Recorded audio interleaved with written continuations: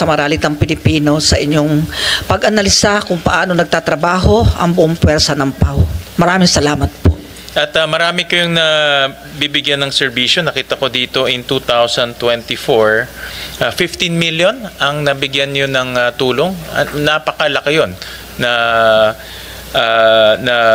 suporta na binibigay ninyo sa ating mga poor constituents, mga indigent constituents. Pero nakita ko rin ang laki ng jump noong 2023, 12.5, tapos noong 2024, 15.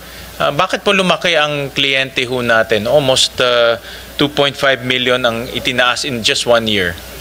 Una po sa lahat, with your permission, sinama po tayo ng ating First Lady, Luis Araneta Marcos, sa kanyang Love for All program sa mga malalayong baybayin, kagubatan at mga probinsya. At sinama rin po tayo sa OFW Caravan ng DMW at ng OWA. At meron din po tayong social media na ginagamit, FB program ng PAO at ng inyong lingkod, na meron na pong 1.63 million followers. At dumami po yan mula po nung pandemya na walang access sa mga opisina. Nagbukas po kami ng aming mga Messenger, Viber, at binigyan din natin ng tig-500 piso bawat abogado para sa cellphone para matext nila ang kanilang mga kliyente at matext din sila. So sinamantala po natin ang pagkakataon na bukas ang Twitter, ang Viber, WhatsApp, lahat po ng forms, pati YouTube, TikTok, Messenger, para po ang ating Maralitang Pilipino may tatakbuhan kung sakali. At nagpapasalamat din po ako, bagaman kapatid nyo po yung ating mayor sa Valenzuela, sinamahan po niya ako sa pagdalaw sa mga kulungan.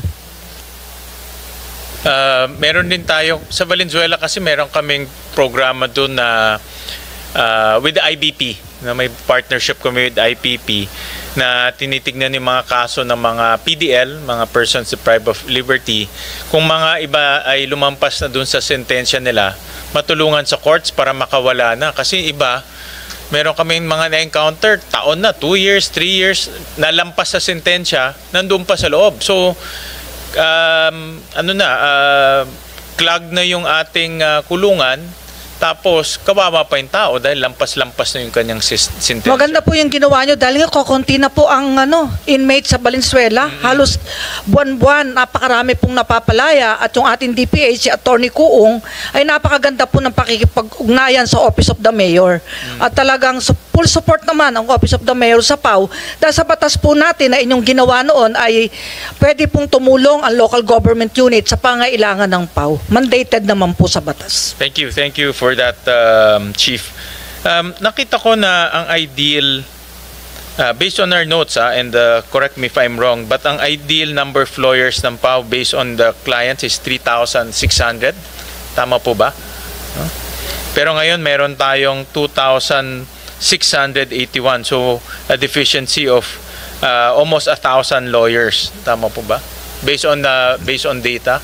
Opo, kasi ang ating mga piskal po ay 1 court, 2 prosecutors. Ang PAO po nasa ay isang court, isang PAO. Pang-criminal case lang po yun. Pero po paano yung labor cases natin para sa mga obrero?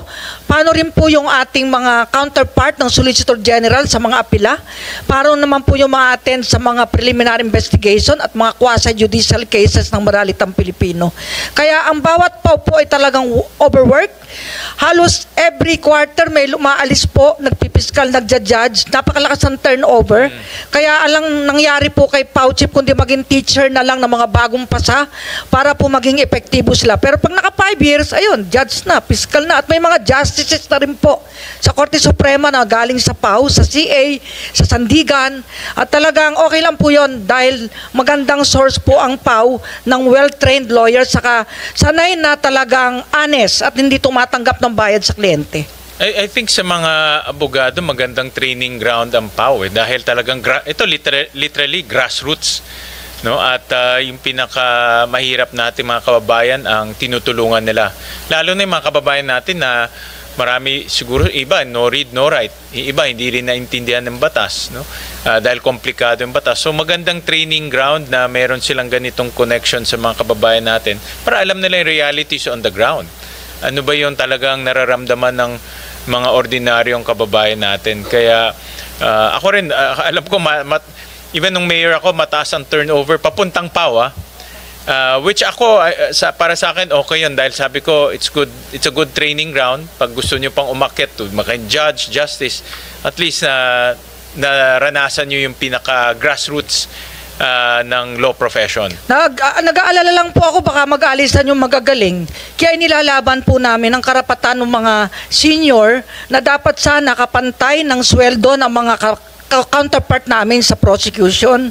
Kasi may demoralization po yung mga regional public attorney sa regional prosecutor, mas napataas pala ang kanilang rango, bagaman sa batas, sa Paulo, RA 9406 ay pantay dapat.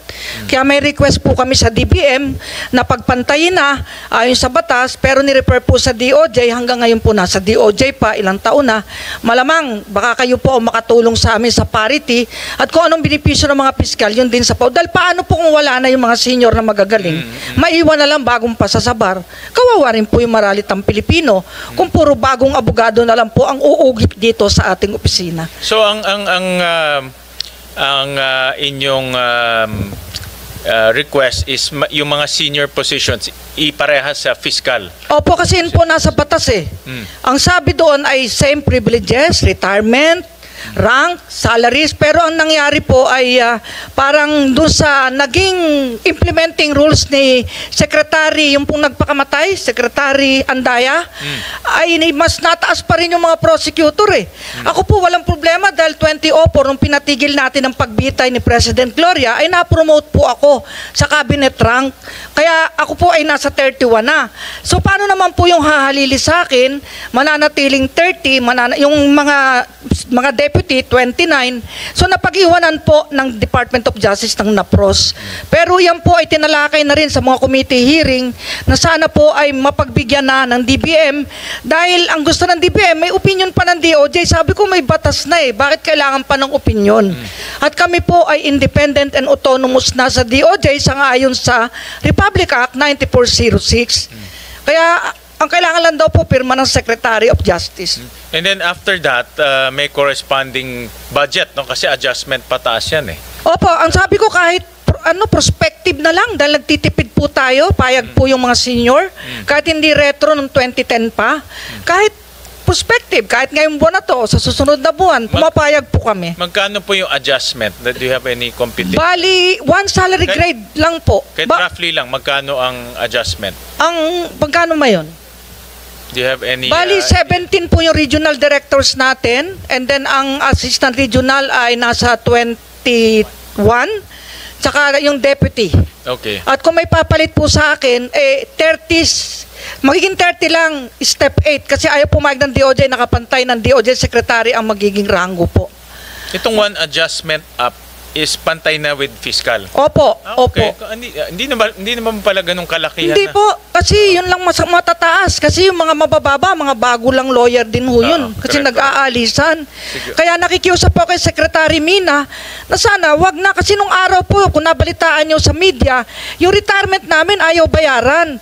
Nagkaso pa po kami sa court at mawalang galang sa DBM. Natalo po ang DBM ng PAW. At kumampi po ang Solgen sa PAW. Kaya po ayaw naman naming magkaso dahil ang advice po sa akin ng palasyo ay wag magkakaso, makiusap ng makiusap. Pero ilang taon na rin po kaming nakikiusap. Sabit nyo na lang sa amin, Chief, kung magkano yung magiging budgetary impact. But I would assume na kailangan muna ito ng approval ng DBM. Once na-approve ng DBM, then ilalagay na sa budget. Opo, kahit prospective po, payag kaming Sige lahat. po. Maitama lang po yung hindi naitama. Well, sabi ko nga, dahil nagbibigay kayo serbisyo to 15 million, ang dami 15 million Opo. poor constituents to. Opo, sabi nga ng Napakalaking iba, bagay ito eh. kaya na po namin maghalal ng isang senador eh. Dahil sa dami po ng kliyente. Totoo naman po. Actually, nagulat ako. Dahil binoto po kayo lahat ng kliyente namin. Kaya po kayo naging senador. Opo, totoo po yan. Dahil idolo ko po ang mga gatsalian. Lahing inchik din ako eh. Pero, Chief, dapat maintindihan ng mga kababayan natin, itong mga poor constituents natin, ito yung hirap sa justice, di ba? Dahil una-una, hindi nga nila naiintindihan. May complicated ang laws natin eh. Pangalawa, mahal kumuha ng mga private na abogado. Ang PAW ngayon ang nagbibigay ng serbisyo sa kanila, no? And I understand also, nakita ko sa datos, correct me if I'm wrong, based to sa research namin, ang success rate ng kaso ng PAO is 81%. Tama ba? Parang last year ho yan. Last year, Mas 2024. mataas ho ngayon. Kasi sir, yung mapalaya mo lang, mapababa sentensya, panalo na tayo dun eh. Lalo yung acquittal. At saka sir, yung death penalty na ipanalo natin. Nakalaya na po yung 2 bibitayin nun. At binigyan ko po ng trabaho yung isa. Yung po, tamark lang, no read, no write yun. Si Roberto Lara. Empleyado na po ng PAO ngayon sa Bacolod. Wow, okay. Gwardiya siya dun. Opo. So, anong success rate? Kasi ito 2024 eh. Ano po itong 2025 per semester, 85.04. Per semester po yan. Nung pong 2024, 83.63%. So, kung ang para sa akin, anything above 80% is already an accomplishment dahil sa laki ng sa dami ng hinahawakan nyo, naintindihan ko rin, almost, tama po ba? Almost 600,000 cases ang hawak ng PAO. Per lawyer po. Per lawyer? Hindi, all lawyers po.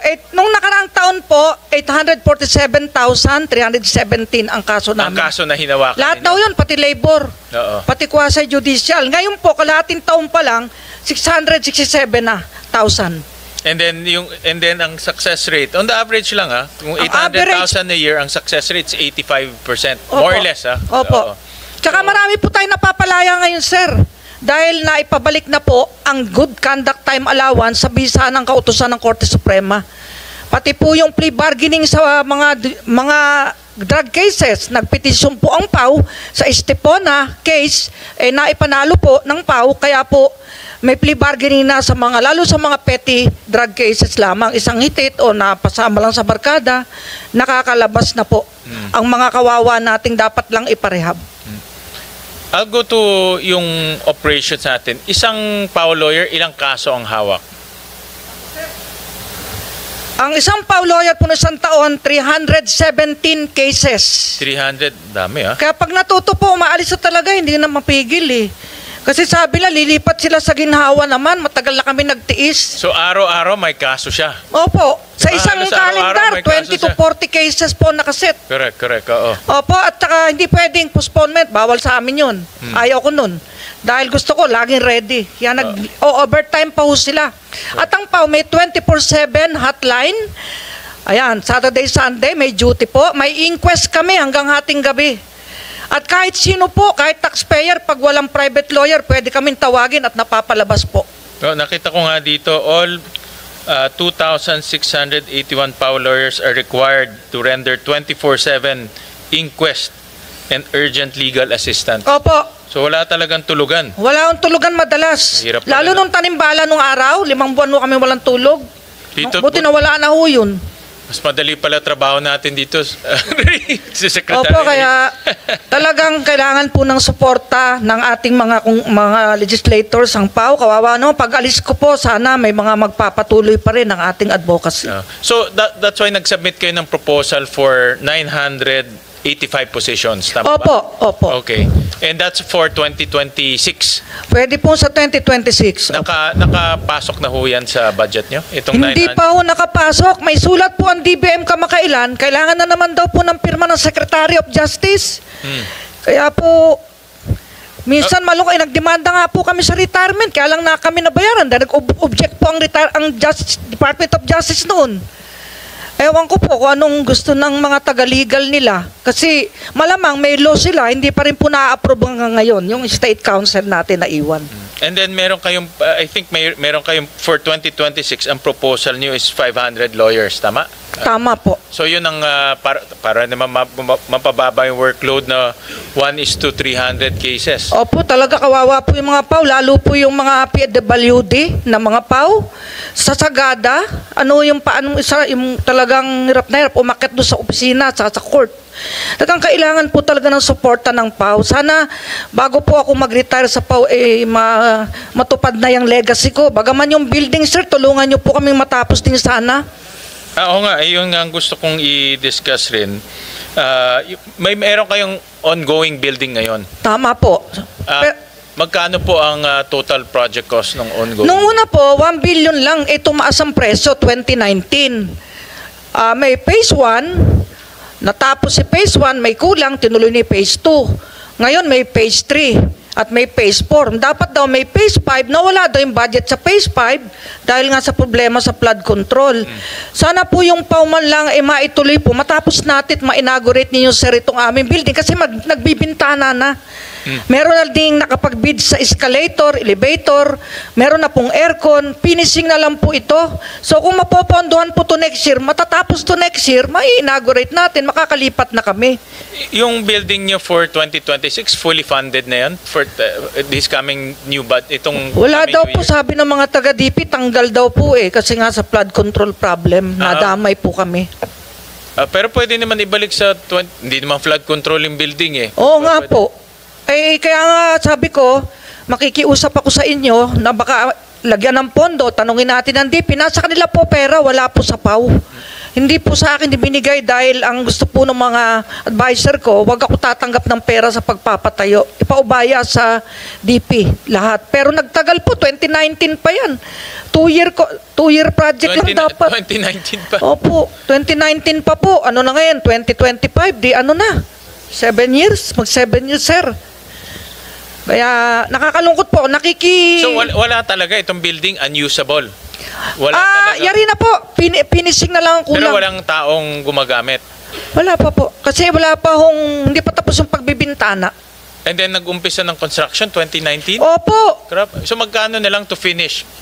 Siguro video? po, How much? ano na lang kasi... Sayang naman. Magkano po? Kanina, DPWH yung budget to. Kaya yun ang pinag-uusapan namin, yung mga unfinished projects. Yan o, Kasi isa sayang yung PAW building, biktima ng unfinished project nila. Ang kasi, problema daw sa subcontractor, di nababayaran. Sabi naman ng contractor, nabayaran, hanggang na pinagharap-harap ko na sila. Yung pala, hindi talaga nababayaran.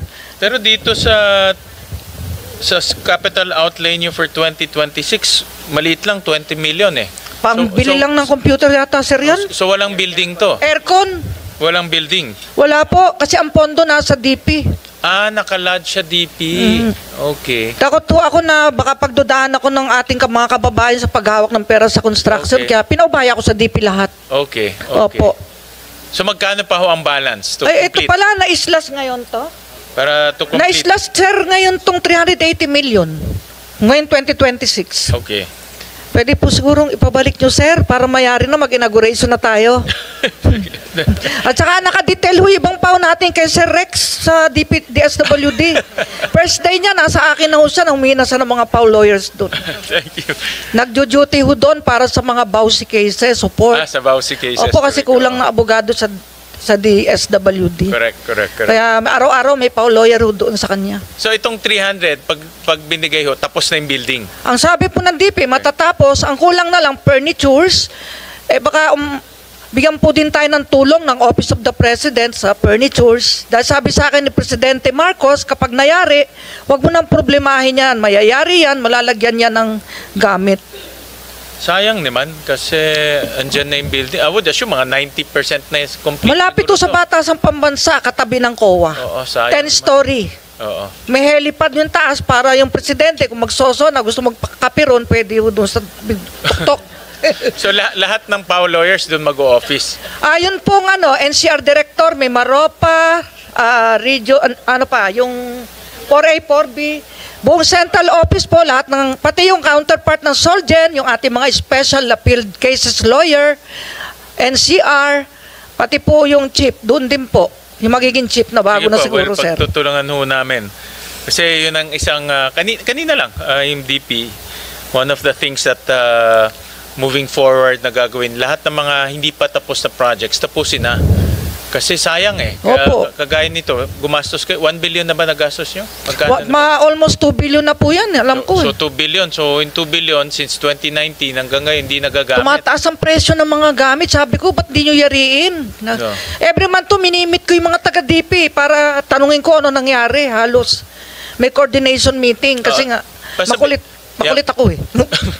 Pasabit na lang sa amin, Chief, yung exact details on the building, especially kung magkano yung kulang. Opo. Let's see if we can, baka meron tayong pwede pagkunan para matapos na yon. Malay nyo po, kayo po ang maging presidente, kayo na po ang mag-helipad doon sa tuktok. Homeowners president, pwede. Homeowners. Wish ko po yan. Wish ko lang. Homeowners. Opo. So para matapos na natin next Opo. year. Oo. And then Sasabit- sayang yung pondo. Sasabit po namin. Pati na islas kung ano to po. Oo.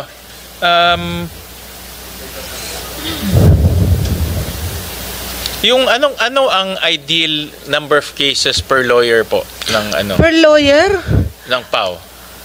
sa private po, yung 10 mahirap na sa isang buwan eh. Tignan nyo naman sa PAO. Kaya 1 is to 300. Oo. Pero kinaya po yan. Kinakaya. Pag Kaya may naman passion. nakita ko, kinakaya naman talaga. O kasi nung araw, PAO lawyer lang po ako sa Manila, 1990 to 93. 3 court ko pa nga eh. Buntis pa ako sa panganay ko. Kaya lang, lagi akong dinudugo nun. Sa pagod. Sabi ko, sana magkaroon ng PAO chip na pagiginhawain yung PAO. Yung pala ako na yung magiging PAO chip. Opo. So I guess yung ideal talaga medyo malayo pa sa gusto natin. Pero next year may 500, 'di ba? Tama. Tama ho, kung mailalagay nyo po yan, Okay. sir. Napakagandang tulong po sa PAO at sa ating maralitang Pilipino. Matutuwa po sila. Nakasama na yan dito sa budget yung additional 500? Hindi pa po. Ay, hindi pa kasama siya? Hindi pa po. Okay. Pinapa-insert po namin sa lower house, hindi po yata na-insert. Si Kong Rupus po ang kausap namin. May sulat kami kay Speaker, kay Kong Rupus, saka sa chairman ng APRO. Pero parang hindi po nasama yung 500 positions. So ang request nyo ho is the building, which is about 380 million.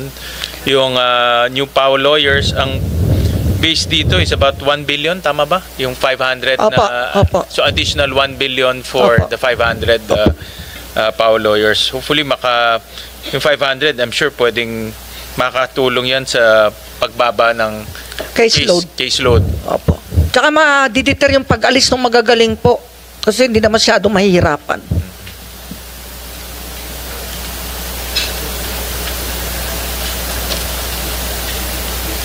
Tama ba?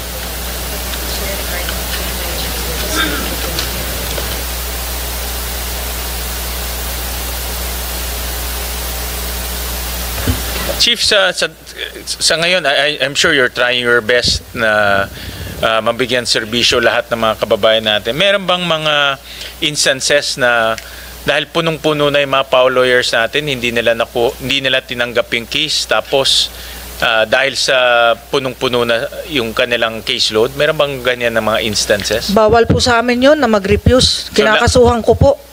Kaya meron kaming administrative cases division doon sa legal po namin, may mga kaso yung iba, pag tumanggi, ina-admonish ko lang, naawa rin ako. Meron, sir, ang pinakamaking problema, psychiatric problem po yung iba na lawyer ko, bumibigay. Kahit may mga doktor kami nag-aalaga sa kanila, bumibigay, anxiety, depression, marami na pong bumigay.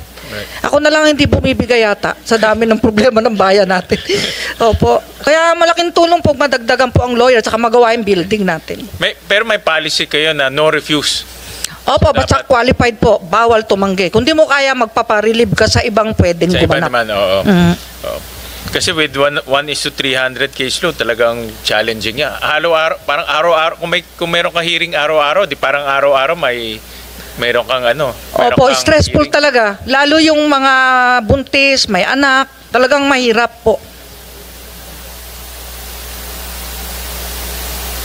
And then you said the turnover madalas. Can you, let's say sa isang taon, ilan ang umaalis na mga lawyers? Ang average po, nasa 400 to 500 ang umaalis. Marami rin. Marami po, ka-appoint nga lang, ang dami-dami nito nakaraan, fiscal saka judges, meron na naman po naka-line up. Nagsasabi naman po sa akin ng mga kinaukulang pagka may alis. Kaya may taking kami ngayong December, sa March, sa May. Lagi kami may taking, pamalit po sa aalis. So out of the 2,600, more or less lang, mga 400 a year ang umaalis. 400 to 500 a year po. Tapos papalitan nyo lahat to ng... Mga bagong pasa na po papalit doon, tuturuan pa. Kaya kung sana magka-parity, yung mga senior man lang, wag umalis dahil sila po ang professor nila eh. Sila ang magte-train. Opo. Yeah. May mga senior ba? May cases na umaalis rin? Dati po, nagja-judge. Meron din po. Yung mga district head po ngayon, puro district head na naging piskal, saka naging judges. Mga distrito na. Si Atty. Kuong, palibasa, best friend niya po yung mayor, si mayor natin doon, kapatid nyo. Ay sabi niya, hindi ako alis, mahal ako ni mayor. Naalagaan naman yata Opo. sila doon. Dinagdagan pa nga po ng local subsidy sila. May mga subsidies. Para, kasi ang aming philosophy sa Valenzuela, whether judicial ka, PAO, or other national offices, ang binibigyan mo serbisyo mga taga Valenzuela eh. No? So, yung client sila 99% taga Valenzuela eh. So, parang kasama na rin namin sa pagbibigay serbisyo. At saka siya lang ang mayor sa buong Pilipinas sa sinamahan ako sa jail. First time in the history in my 25 years as PAO chief. Sabi ko, nagulat ako. Sabi ko, sa darating pong konbensyon namin sa May, siya ang aming magiging outstanding mayor of the Philippines. Totoo yun, sinabi ko na sa kanya. At may singer din ho kayo doon na napakagaling. Dadalin daw niya. Okay.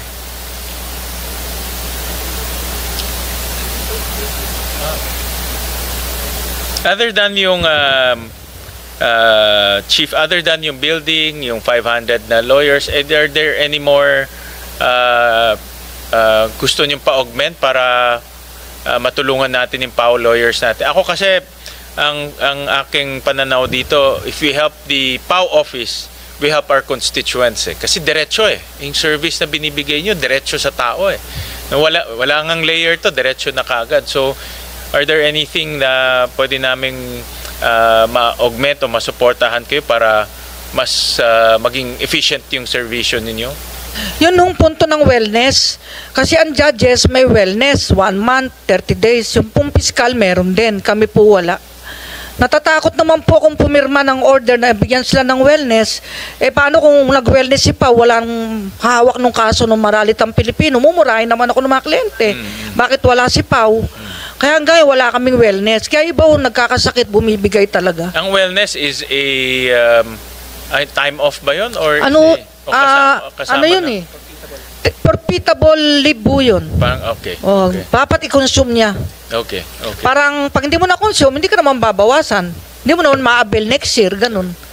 Pwede lang sabayan ng judge sana. Kasi may mga judges hindi nakakapag-wellness, kaya depende sa'yo. Is that part of the budget or is that an amendment of the law?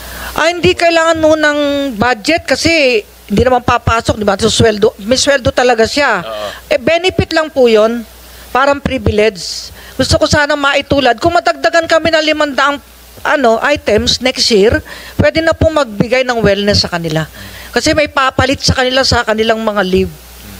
Itong, mayroon ba tayong mga instances na kailangan i-disiplina yung mga PAO lawyers natin? Mayroon ba kayong mga na-encounter, let's say, of conflict of interest or mga, let's say, hindi cooperative? May mga ganun ba kayong... Meron tayong administrative cases na isinasampa sa mga lawyer na malabag sa ating operations manual.